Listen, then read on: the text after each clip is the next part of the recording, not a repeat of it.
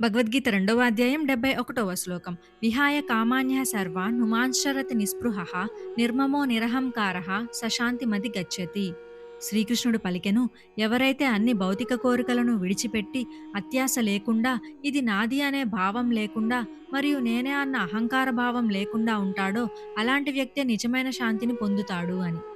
మనిషి శాంతిని కోల్పోవడానికి ప్రధాన కారణాలు 3: కోరికలు, మమకారం, అహంకారం. కోరికలు ఉంటే ఇది కావాలి, ఇది కూడా కావాలి అన్న అత్యాశ వల్ల మనసు ఎప్పుడూ పరిగెడుతూనే ఉంటుంది. మమకారం అంటే ఇది నాది, దీన్ని నేను కోల్పోకూడదు అనే పట్టుదల. ఇంకా అహంకారం అంటే ఇది నేనే చేశాను, నాకే శ్రేయస్సు రావాలి అన్న దర్పం. ఇవన్నీ కేవలం అజ్ఞానం వల్ల కలిగే భావాలే. మనం ఖాళీ చేతులతో వచ్చాము, ఖాళీ చేతులతోనే తిరిగి వెళ్ళిపోతాము.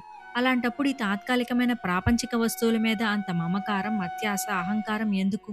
కాబట్టి ఈ 3 బంధాలను ఎప్పుడైతే ఒక వ్యక్తి నిజంగా త్యజిస్తాడో, అప్పుడే అతడు శాశ్వతమైన, లోతైన శాంతిని పొందుతాడు అని ఈ శ్లోకం యొక్క తాత్పర్యం.